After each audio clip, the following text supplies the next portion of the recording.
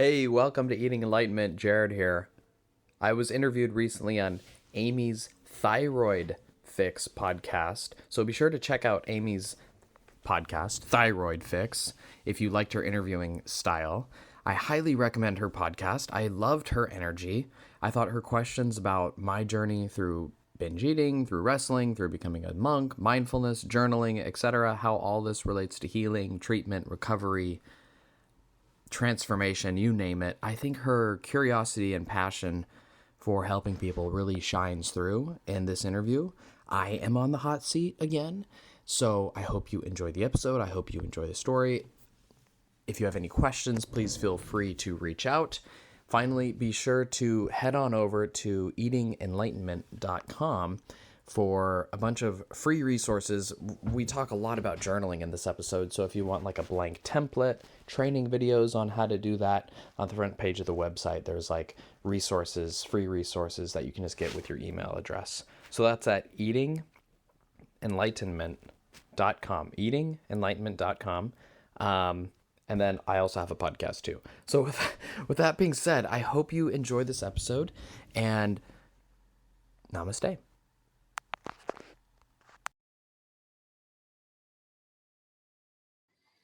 Hi, everyone, and welcome. Today, we have a very special guest and a very special topic that I believe will speak to every single one of you. Every single one of my listeners will just kind of sink down into their chair, feel this in their gut, feel this in their heart, because we have all experienced it. So today we are talking, we're going to dive into a bunch of different subjects today, but I really want to talk about the cycle of overeating, binge eating, mindfulness, and how that applies to you. So my guest today is Jared Levenson, and he is a former binge eating wrestler, lay ordained Zen monk. I can't wait to hear this story. Certified intuitive eating counselor and a CBT journaling advocate. Jared helps hardworking folks write their way to eating enlightenment and food freedom. Find him online anywhere at eatingenlightenment.com. We are going to post the links to everything we talk about, from his free guides, his journal book that I just ordered, but it hasn't gotten here yet. So I'll let you guys know once I get it, and his website. So we'll give you all the links to find his stuff and get in contact with him. So today I welcome Jared. Thank you so much for joining me today. Thank you, Amie, so much as well. That was I'm very grateful for that introduction. I really appreciate it. My pleasure. So we spoke, of course, a little bit last week, getting to know each other. And just, I have to tell you, what you speak on to people and how you help people is just so tremendous. So I want you to share your story. And like I told you, I had a very similar story. So that just like pulled me right in. So I want you to start. So tell me your story, kind of what led you down this path, pain to purpose path. Yeah, I never got into professional competition bodybuilding like what your experiences were, but in terms of wrestling, there's still that, and gymnasts, ice skating, runners, so many athletes have this tremendous pressure on them to basically be as thin as they can, be as light as they can to compete for whatever reason. And in wrestling, it's brutal. There's definitely like you go into saunas. The wrestling room is 125 degrees in there, so you're sweating out all this body weight, and you're trying to get as low as possible. And at that point, I had no idea about the cycle that you mentioned. And so, what happens when you restrict and you go crazy and you work out and you don't eat? And I didn't know this at the time, but you automatically overeat. Automatically, the throw the boomerang out, the boomerang's going to come back and smack you in the face. Cause and effect. I did not know that at the time. I don't think many people do. And that's where shame comes in. I'd say shame is what draws me to this this field of healing, right? Overeating is about healing these inner shame thoughts that I am broken. I am a failure. I like this. I am not good enough. You name it. Um, yeah. So that's in a nutshell how I got into this whole thing. Wrestling. Mm-hmm. Yeah.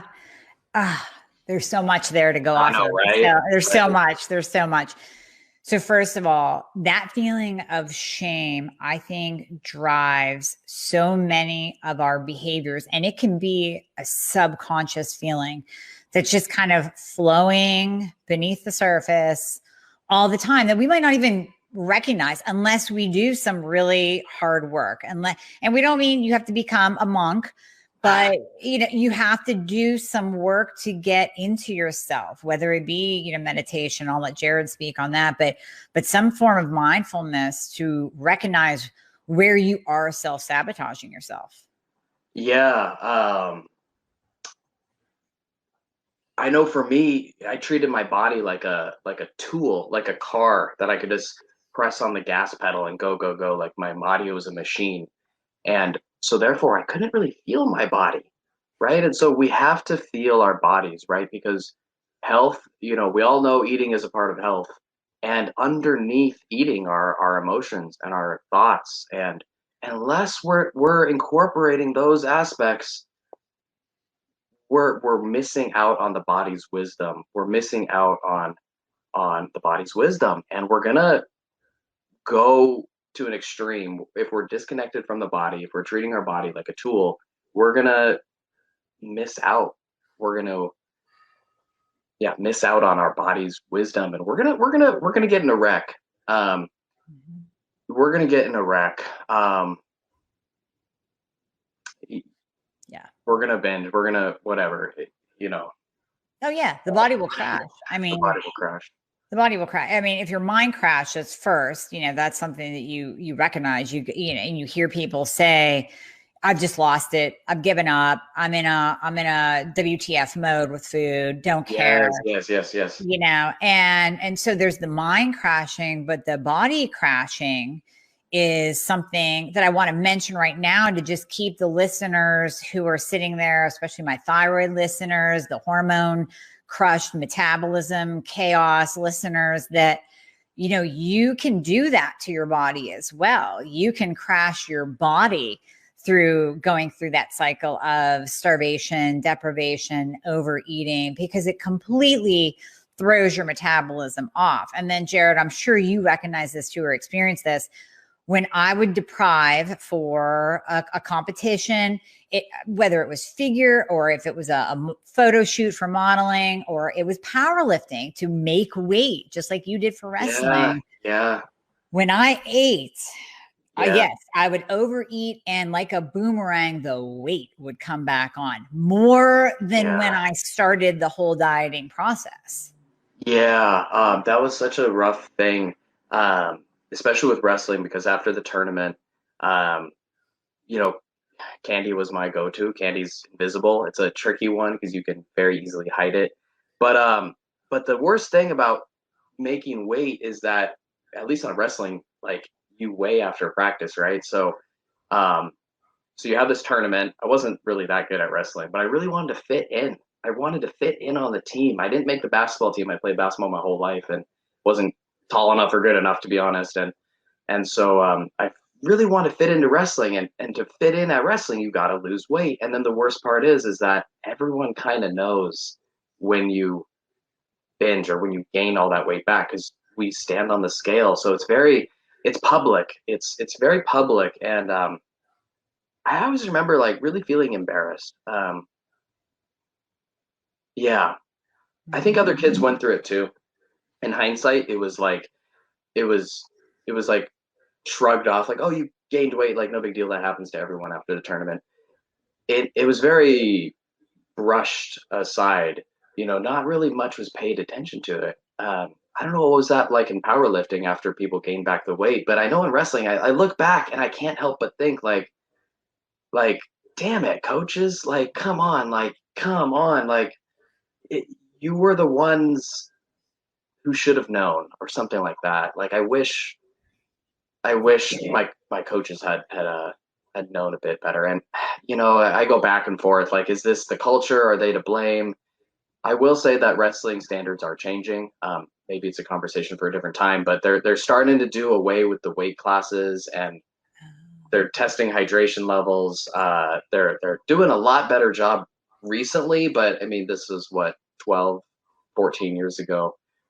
It just wasn't there. And, that boomerang, it comes back no matter what. I think that's the most important thing to recognize is, um, it is kind of, it's not your fault type of mentality around. Yeah. Yeah. And there comes the shame. Then you get on the And scale. yeah.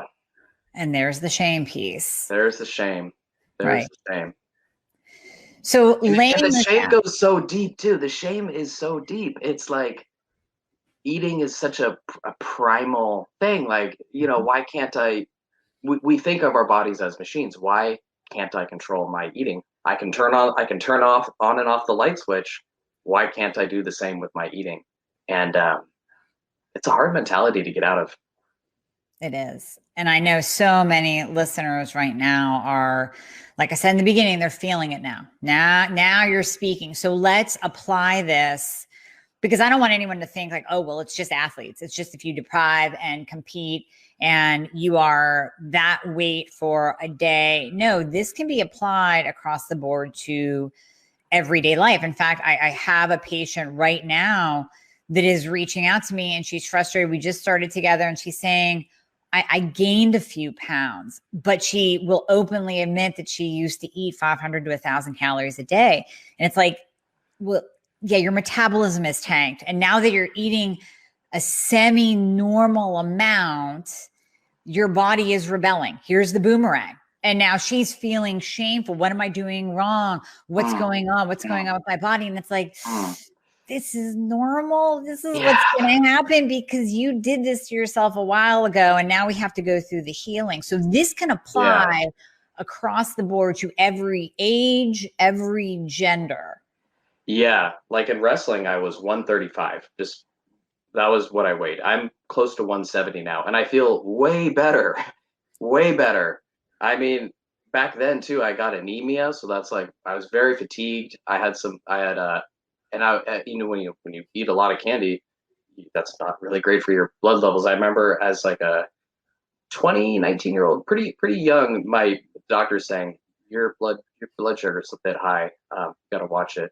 But yeah, like if we're chronically underweight, and that sometimes happens when binge eating. I know oftentimes binge eating is associated with larger bodies and so forth, but it's totally possible to be binging and restricting and you're all in a brain fog and everything. So when that's happening, you're not going to feel good in your body. Everything is going to feel good. It's going to not feel good. So learning to eat more for me, this ties into the monastery experience as well, because I was so miserable. I started binging, just kept on going kind of throughout college. I was always much more socially awkward. I was always the loner kid, sort of, much more awkward than I am today. So I'm into meditation, right? I'm this loner. I'm sort of into meditation, and I'm secretly dealing with some stuff. I go up to the monastery, and they eat regularly. And publicly, you have to eat with other people. You have to mindfully eat with other people, and you got to eat like a normal amount of food. So that was very, very, I think that was so important to my like recovery journey. And it wasn't something I realized I was doing in the moment. Like I didn't piece together the fact that I was eating more regularly with my binges going down. That was kind of like years later. It's like, oh, it wasn't the meditation. It was the eating regularly that was really good. So gotta eat. Yeah. That can be a tricky one. And there can be a lot of stuff that comes up around there. So what do you do with clients that come to you that you are working with to get them out of that overeating, binge eating, boomerang, whether they're, staying the same weight, like you said, or they're continually gaining weight because of the boomerang? What do you do? Where do you start? Yeah, I start with this one simple guideline. It's based on the science of cognitive behavioral therapy. Please look this up. It's if you look up binge eating disorder treatment, it's going to be your top. It's going to come up. It's going to be a widely mentioned treatment. It's so simple. It's so simple, and it works. It's stupid how simple it is, and it's crazy how effective it is. It's tough, but it's very simple. All right. The guideline is you gotta write out your thoughts before you eat. In a nutshell. Um, in a nutshell, you gotta write out your thoughts before you eat. I will teach some beginner clients who are struggling with perfectionism or they're kind of hesitant about this to scribble before they eat, Okay. because just the act of scribbling, it's gonna get you to pause. It's gonna get you to just slow down a little bit, right? Like just to shift your gears a little bit. Oh, I gotta, when a binge is coming on, right? It's like this pressure is building, and it's almost like you've done it so many times, you're going to do it again, and it can be very easy to give up in that moment. You get in this automatic head cycle, and then this little simple rule: all you have to do is scribble before you eat, right? You don't have to do anything. It's pretty simple. It can kind of help you. Uh, Break that cycle, and if you take that practice up to like the next level where you're writing out your thoughts, like as soon as you write out your thoughts, it like 95% of the binge power sort of like goes away. I just had a client, he's been working at this, and in the beginning he was just writing down his food, and I was like, hey, good job writing down your food. Like he was not calories, not amounts of food, just like cereal. He just write down cereal. Or Mm-hmm. And I'm like, you got to write down your thoughts, man. You're not going to get into the heart of this unless you can express that shame voice, those thoughts, those negative thoughts that are distorted. If you get them out on paper, you write them out on paper, the power gets released. The power goes away. The binge power sort of goes away. So yeah, he starts writing out like this argument sort of thing. He starts writing out this argument like, um, I want to have cookies. No, I shouldn't have cookies. And he's writing this out, like, he's writing, I want to have cookies, quotation mark. No, I don't want to have cookies, or like, no. And so he's writing out this argument, and he's seeing like this is all unnecessary. And he's able to say, hey, you know what? I want a cookie, fine, whatever. But I'm not even hungry right now, and like, whatever. He's just able to like let it go. Yeah. Yeah. But That's just by writing. It's so simple. Just by writing. so simple. Yeah. And whether you're writing out an argument with yourself or just writing out your stresses, a lot of people say, well, I overeat because I'm stressed. But what are your stresses? Are Yeah. you just, when we say, oh, I'm so stressed. Well, what? Is Uh-huh. it because there's a pandemic going, or is it something specific? Like, Mm-hmm. I lost my job. I'm going through a divorce. Whatever. I'm battling an illness. Whatever it is, what are your stresses? Yeah. And like a powerful practice you can do too is asking why. Like, okay, I'm stressed. And ask why a bunch of times. Why am I stressed? I'm stressed because X, Y, and Z. And then if you go even deeper, like, what about my job is stressing me? Well, I'm afraid of having a conversation with my boss. What about that is scary? And soon you're like, I'm scared of my boss saying no to me or whatever. And then it's like, oh, this is why I'm scared. This is sort of why I'm eating right now, or I want to eat. And you see, the whole point of this is to see your thoughts, how your thoughts are sort of guiding you to eat. But when you write down, oh, I'm avoiding this conversation with my boss, that's why I'm partly being drawn to food right now. Like, okay, hold on, I can course correct from there. I think the course correction aspect, the the ability to course correct when you write down your thoughts, people are able to make their own decisions. People know in their heart basically how to eat. They just get a little bit mixed up in their head. And so getting all those thoughts out on paper gets the mixing and the swirling and the conflict. It gets it out on the paper, and you're able to kind of sort through it and process it instead of it just kind of like floating and in the back of your head, get it out on paper, and the way forward just becomes so much more clear.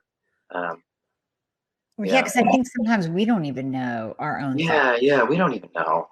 No, Yeah, until you write it down. uh-huh. So exactly. And you're the second person that I have heard within weeks or a month Hmm.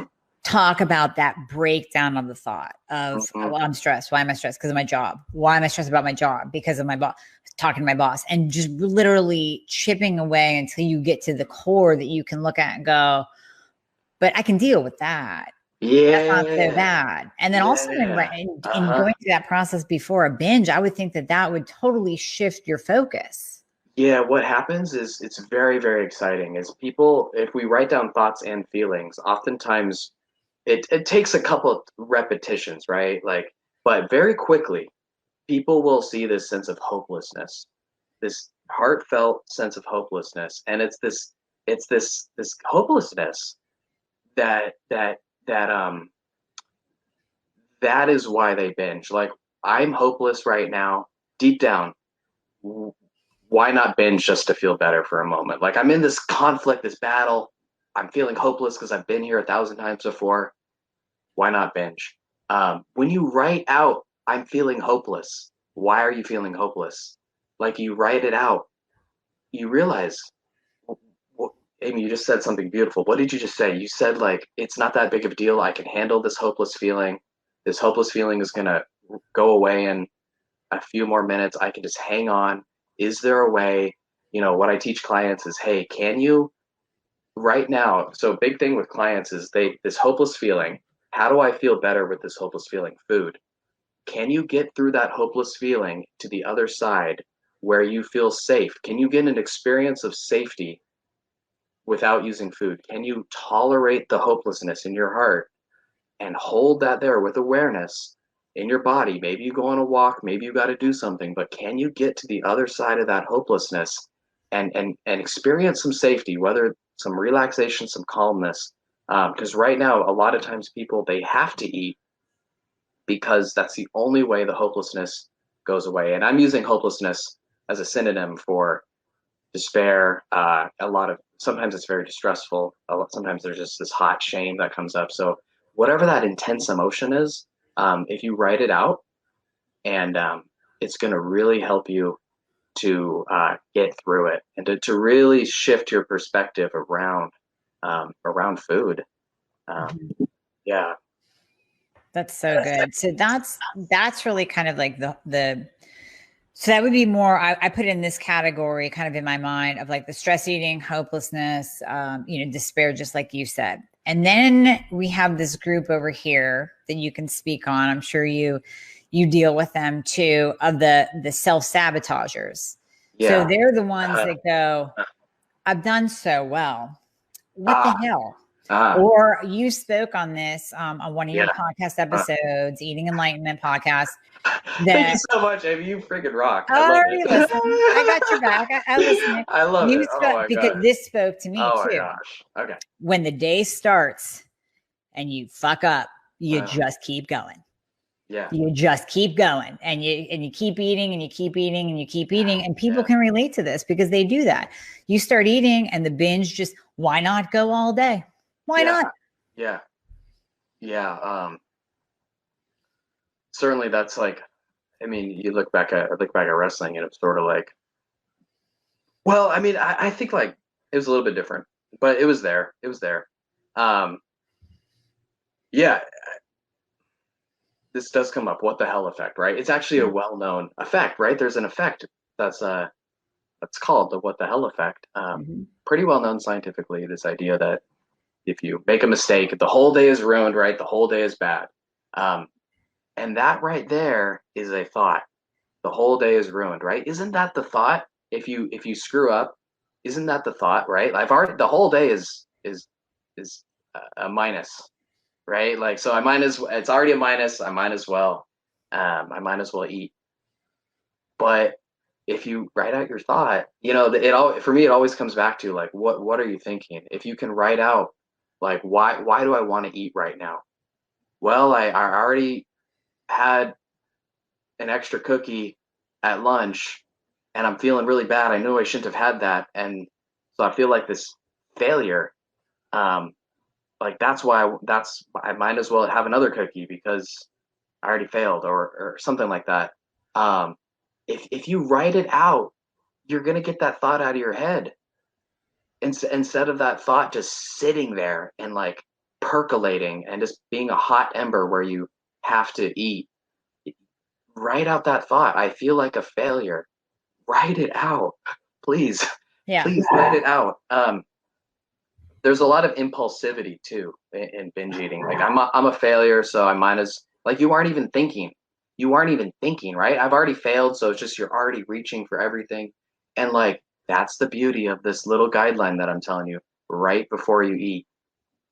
Right before you eat, because that little guideline is simple enough to where even when you're reaching for stuff, um, if you're it's really good to work with like someone to talk this through. But if you are writing, if you're supposed to write out what you eat and then you go ahead and eat a lot and then you tell someone, you confess in this open setting, hey, I didn't write before I ate, I just ate like crazy. That person, if they can give you some compassion and accountability, okay, no worries. Next time I want you to scribble before you binge. I just want you to scribble, just break that automatic eating cycle. No worries, just next time. And you kind of build on that little success. And I mean, it's a real simple experiment. Just scribble before you eat and scribble before you binge, right? See if you can catch yourself before a binge. Just scribble, because that's a really challenging moment. um, Side tangent, just talking about intuitive eating. I'm certified in intuitive eating. I've tried to help people learn intuitive eating, and I love intuitive eating. I find that if people cannot catch their binges, if they cannot catch their binges before they happen, they got no chance of being an intuitive eater. Um, the recovery from binge eating, in my opinion, absolutely hinges around um, being able to catch yourself and that's like the starting point of everything. Mm-hmm. So when you talk about writing things down, you're not necessarily, because you work with a lot of eating disorders. So, and true eating disorders, as well as just the average person that struggles with binge Yeah, eating or overeating. yeah, So I have found, and you can speak on this, that when people have to write down their food, that can be good and bad, especially if yeah, that's a yeah. trigger for an eating disorder, something old coming up. So do you always make people write down their food, like your one client you were speaking about, or is that kind of an individual basis? Yeah, definitely is individual. I mean, so here's the kind of the conversation usually goes. Usually people who end up journaling, they kind of want to. They know that I'm about journaling. You know what I mean? So that helps. I'm pretty upfront, like this is my process. Um, with that being said, um, perfectionism can sneak in there, um, and certainly worries about journaling. I usually will handle it saying something like this: Hey, you don't have to write down your food if you don't want. I do want to see your thoughts. I absolutely want to see your thoughts. Um, that's sort of how it goes. Um, but the overall encouragement is eventually to write down your food. The science of cognitive behavioral therapy has people writing down their food. It's why we want to write down food is so that we can see patterns. If you write down, if you are honest about what you eat and you write down when and what you eat, you'll see like, okay, I had breakfast and then I binged at night and I didn't write in between there. So like Yeah. I didn't eat. It forces you to face the truth. I do think it's important not to write down calories, not to write Right. down amounts of food per se. Just like we want this journaling to be as chill as possible. This journaling is tough, right? Writing down your thoughts, that's tough. So we want to make it as easy as possible. No calories, just like very basic food information, really just for you to be able to reflect and learn. Um, yeah, this Totally whole agree. Yeah. yeah, cool. That's if I have my patients send me their homework of their food journal. So like, let's say somebody's like, what's going on, I'm not losing, or something's happening that they're not getting the results, we have to write it down. Yeah. I'm like you. I am not, let's not get into calories. Let's not do the macro thing. Just let's see what you are eating. And even just looking at your food, you can tell if you're not eating enough, if you're starving yourself, if you're going too long without eating, and then that forces you into a binge cycle. If you're trying to, I'm very big into intuitive intermittent fasting. Do not intermittent fast because you think it's a challenge that you have to get done that day. Like today, I'm going to make it till 5 p.m. And then you eat everything inside at 5 p.m. because you overrode your body's own hunger signals. So just like you said, if there's a huge gap and then you binge, maybe that's a sign that you shouldn't be having that gap in the day. I love that phrase, intuitive or intermittent intuitive fasting. Is that the one? Intuitive intermittent fasting. Yeah. I like that because Do it sometimes naturally. the intermittent fasting can sound arbitrary, like why 6, why 8, why 18 or whatever. Like it's those rules that really screw people up. These rules through various programs, they get in our head, right? Like I shouldn't have carbs or I shouldn't have meat or I don't know, things like that. They get in our head. After a certain time. Yeah. I need to wait. There are times. Yeah. I need to wait 8 hours and yeah. And if you're a perfectionist, that's going to bite you. That can actually affect. And again, I'll tie it back to the biology in the body. That can slow down your thyroid function. That can slow down your metabolism. Now it's working against you. So you're trying to do something that's healthy and you're so hyper focused and you're a perfectionist. You're like, I have to do it this way, 100% this way. And then it's not working or you're backtracking. That could be it. It's because you're not even, you're sticking to those rules so tightly that you're not even listening to your own body. Yeah. And coming back to, you said sticking to the rules so tightly, that kind of reminds me, so many people, when they start their healing journey to binge eating, they have this grip on the rules so tight. And I do want to speak to when people start to journal, this tight rule clenching does come up a lot. It's very common when people start to journal out their thoughts. First of all, normally people have never journaled out their thoughts with food. They've journaled food and they've gotten obsessed with food, all the calories, and then they're checking their weight and they're freaking out in their head.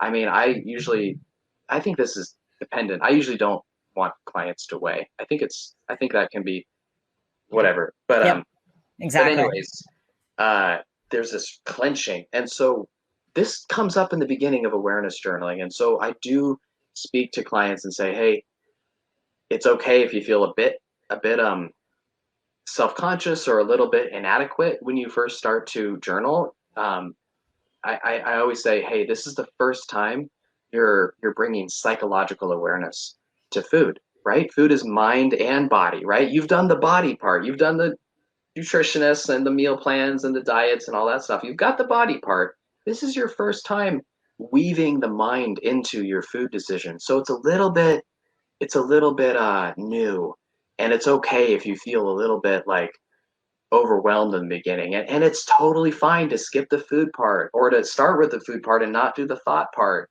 to kind of gently again, it's all about the pause before you eat. That's why I say you got to write before you eat. I don't necessarily say you got to write everything before you eat. You got to write a little bit before you eat.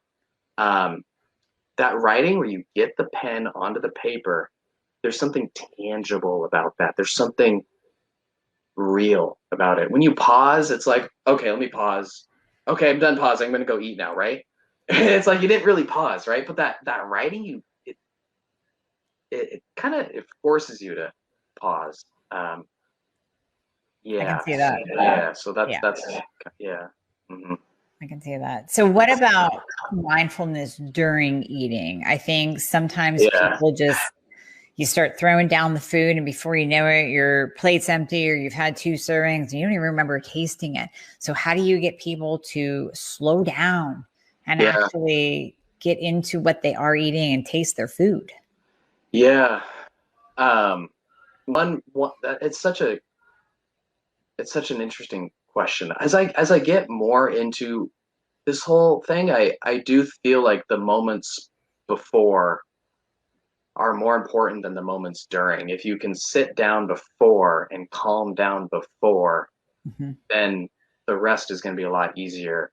Like really making sure you start off on a calm foot beforehand.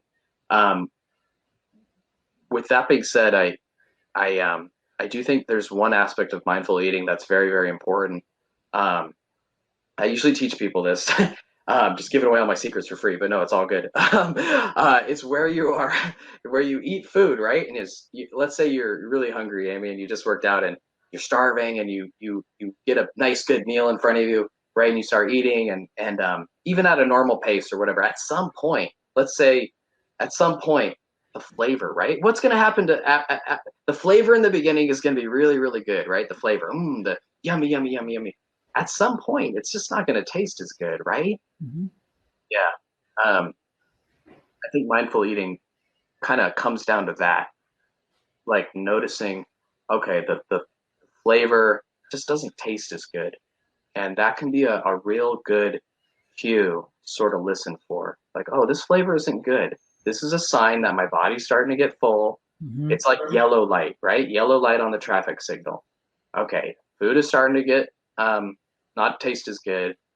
Can I slow down? Can I have I checked in with my body? How's my stomach?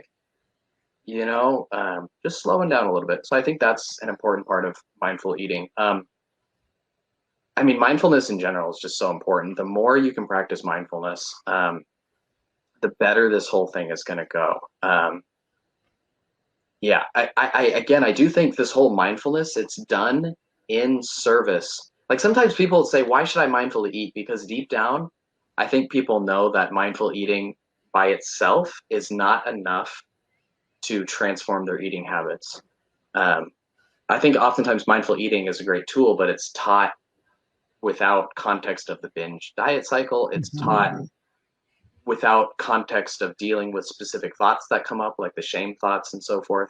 Um, so mindful eating, it's good, but I really, I don't know. It needs to be in context. Well, and it's thrown around too much. We throw around the term mindfulness like we do meditation, and then people are like, how do I meditate? Yeah, How do I mindfully, what does mindful mean? Do I just like yeah. tune into my Uh-huh. food? Yeah, it's just thrown around too much. So I think Uh-huh. what you do with your clients, yeah, you can give all the tips here that you Yeah, want to, but it definitely. comes down to people are going to want personalization. They're going to want to come to you and say, here's what I'm doing. What is wrong with me? Why can't I Mhm. get a hold of this? And then you actually walk them through and teach them this is what we mean by mindfulness. Yeah, yeah. And a lot of this process is my why I love this whole journaling thing is I get to very gently hold clients accountable in a very friendly, easy way. Hey, you didn't write out your thoughts right here. I want to know what you're thinking. You said you binged. What were you thinking beforehand? I need to see those thoughts on paper. Mm-hmm. Like this isn't going to work unless we get those thoughts out on paper before you binge. Um, yeah, so the personalization is sort of working with someone's progress as they journal, as they go through this writing journey. It's kind of helping them get the hang of it, um, helping people um, to understand their, this whole journal thing is. I like the idea of a burning light, right? A burning light that just vaporizes all the fog. If you are able to get all this data, sort of this awareness around your eating habits, your thoughts, when you're eating, that type of awareness is like a burning flame, and it will vaporize the fog as you learn to like as you learn to like kind of lean into that flame of awareness, right? Oh, this is what I was thinking. This is the truth. um, and so and that's how I firmly believe like writing is not just for food, but it's like a way of life. I mean, I got journals behind me. I will write out, I'm feeling upset, I'm feeling anxious, I'm feeling depressed, I'm feeling broken, I feel stupid. I will write that stuff out to this day. I'll Mm-hmm. write down my to-do list, I'll write down gratitude stuff, not necessarily every day, but like writing is it's like, it's, I feel like it's an important part of like today's society. Like, um, And writing. it goes beyond food. It goes beyond food. Like it's way beyond food. This is about like, reaching your potential and all that stuff. Yeah, you know. Absolutely. I mean, this can be applied in the real world, in your career, in your one-on-one relationships. I mean, Yeah.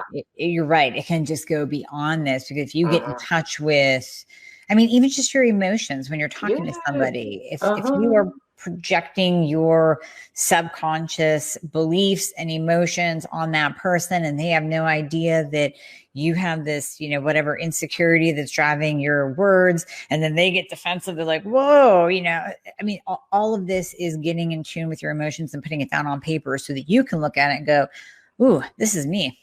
So whether you need to work on it or just acknowledge it, write it down. And like I said, how about write it instead of type it? Like, what are your thoughts on the pen versus the phone? Okay, I love the pen. I think it's better.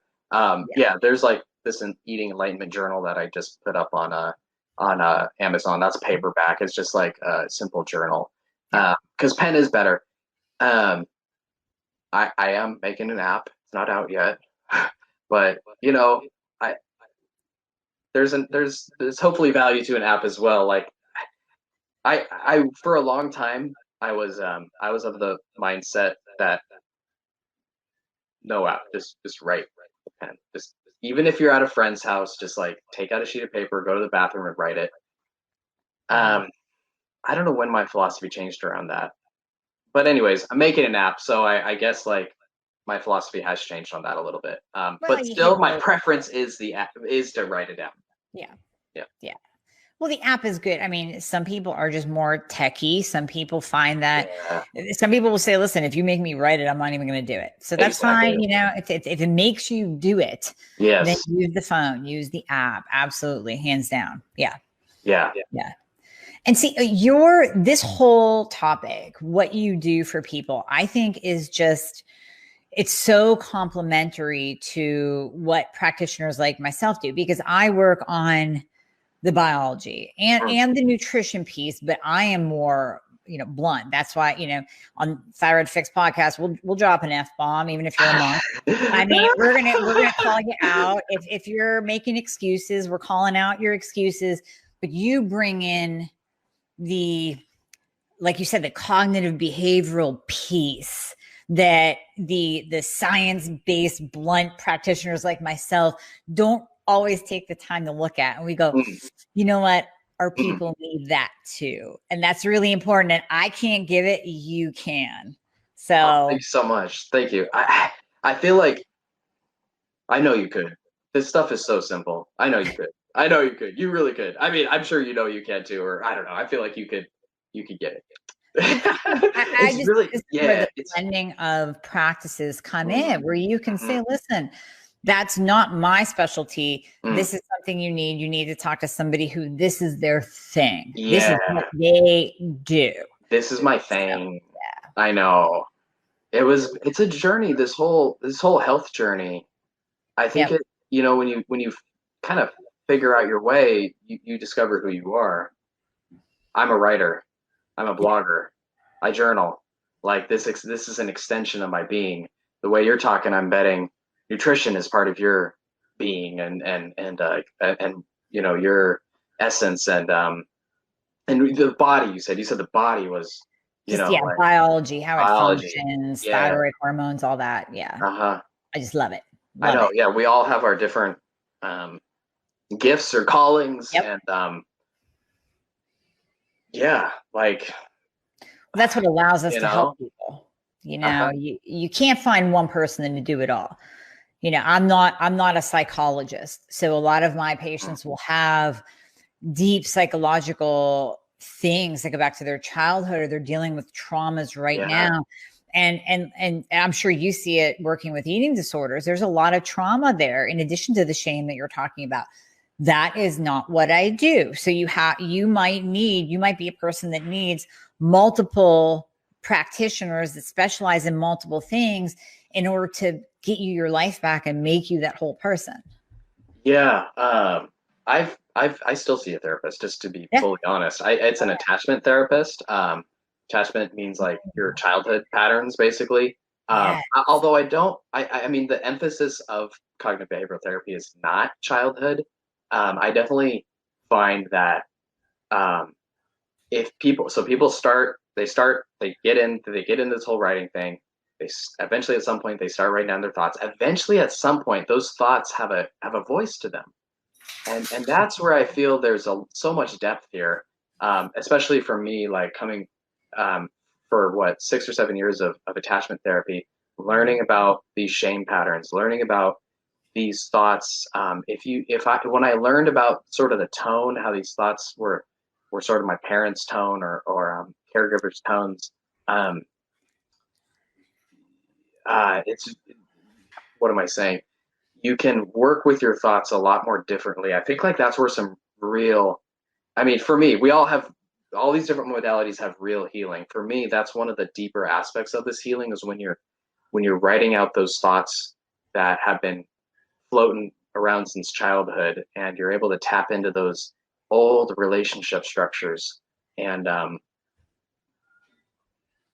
yeah. Yeah. Yeah. What if it's something that your mom Yeah.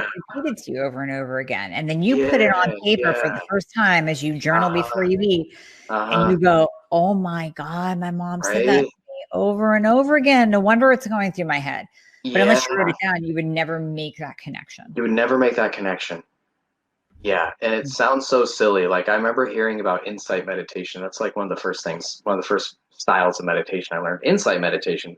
Like that's not floating in the air meditation, right? Like that's not insight. Who cares about insight? Like how is seeing differently really the solution? One of the major solutions. How is seeing differently the key to this whole thing? It sounds like underrated, right? Like insight, seeing your patterns, seeing these thoughts, making the connection. It sounds so simple, right? Like, oh, just see the connection and then I'll stop overeating. Mhm. In some ways, it is that simple. In some ways, it's not. Um, but yeah, seeing things differently, it really is like the key. It really is. It really is the key. Shifting your vision or your perception of reality. Well, yeah, because I mean, technically, stress, when we talk about stress, it all is about perspective and our Yeah. perception of it. So, Uh-huh. what stresses you out might be nothing to me. So, it's all in how we are seeing and literally visually and emotionally intaking our world. Yeah, and like with clients, oftentimes, as I ask them questions about how they see food, right? They write down their food, might write down a thought, but oftentimes I just know from experience that a lot of times people are subconsciously afraid that there's not enough food, that they won't be able to get it later, that, you know, and so oftentimes I'll be like, hey, was there a little bit of that thought in there too, that you were afraid you weren't going to get that later? And they'll be like, oh yeah, that thought was there. Okay, so let's write that out. Let's get in the habit of writing out that thought, right? So um you can kind of get called out on these thoughts you're having, but you aren't really aware that you're having. And then it's like, okay, I see that obviously I'm gonna have enough food. I can now release sort of this fear. Now, don't get me wrong. There can be you can release the fear in your head. You still have to go through that fear in your body. One of the most important concepts is like this idea of impermanence. That's huge in Buddhism. It's huge, but everything changes, right? So it's really important that you can let the energy flow through you, that you can put your hand on your heart, you can do some deep breathing, you can just, again, as I said earlier, you can release that energy through you, and on the other side, find some safety, the Mhm. sense of relaxation, the sense of security. Um, these are little experiments that we do, right? Like, okay, you wrote out this, now the energy's in your body. How can you get through this? Can you listen to music? What do you want to do? How can you get through to the other side? And a person will say, you know what, I'll try going on a walk. Or oftentimes a person just says like, you know what, I just gotta deal with it, just gotta sit with it. Like, I know that this energy is gonna go away in 10 minutes. Let me just sit down and like try to sit with it. Um, Mhm. and then and then it shifts over time. It shifts over time. it's not that the energy for a craving or a binge just totally evaporates in the beginning, but but but uh but sometimes it does. Sometimes it does. Yeah, and either way, you're able to like sort of let it go. Right. Yeah. Yeah. And something that you said, so I full confession, I'm now past that whole, so the competing, the modeling, the up and down dieting, yo dieting, all of that definitely sent me in a spiral for a few years of yo-yo. So it's outside of just when you are competing. It manifests itself and roller coasters into a couple of years pass or longer if you don't get a hold of it. So that's in my past now. I can look back at it and chuckle at some things, such as Christmas and Christmas cookies. I would devour because I would have that thought of, but they're only here once a year. I'm not going to get that pizzelle again until next December. So I might as well have 10 in addition to, you know, the no bakes and the chocolate chips and the little thumbprints and the Buckeyes and the, I mean, that was, you nailed it when you said it. It's that thought of lack. So it's not, I went through the depression lack. It's not that, you know, my grandparents, you know, hoarded everything because they went through the depression lack. It was literally self-induced that I literally thought I better eat everything I can right now because I might not see it again. Yeah. It's there. I think a lot of people struggle with that. Yeah. Yeah. A lot more than what they want to admit or that they're even tuning into until you talk about it like we are. And then it hits them and they go, oh my gosh, that's me. Yeah. Yeah. Yeah. These thoughts are, I think those are the two most common, I think. The scarcity and the punishment. Like I screwed up already. And I think like when people write out, like, if people learn to honestly write out their thoughts and they can hear their thoughts, I screwed up. Like the voice that they will write is shockingly you know, it's like I don't know, it's horrible. It's horrible that there's this person inside of you that thinks in your voice and says these things to you. I mean, people write like, I am, you know, I am worthless, right? Like people will write that down. The voice says I'm worthless right now. I'm going to write down I'm worthless. It's so, I mean, this is, you want to see these thoughts. You want to see these thoughts. You want to see how horrible your subconscious brain treats you. Mm-hmm. You know, when you're going through a what the hell thing, like, oh, I screwed up, right? That critical voice is so harsh. There's so much shame in that voice, and getting it onto paper is a first step. And then sort of hearing the tone. Oftentimes, the tone will have a ring that will sound familiar to like your parents or maybe a coach or something like that. But yeah, but once you hear that thought pattern, you can that's when you have separated, right? It's out of your subconscious mind. Now you can see it in front of you. Now you can respond more appropriately.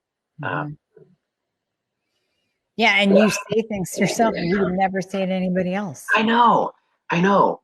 Yeah, I think even to say them to somebody you're mad at. Like, come on. At the front of my journal, I wanted to include that. So I think I said, I forget the questions. I said there are 3 questions to consider. Like this is the front page of the journal. The first one, I forget the other 2, but the first one was, you know, what would you say to your best friend, right? Like, what would you say to a loved one? How would you speak to a loved one? Something like that.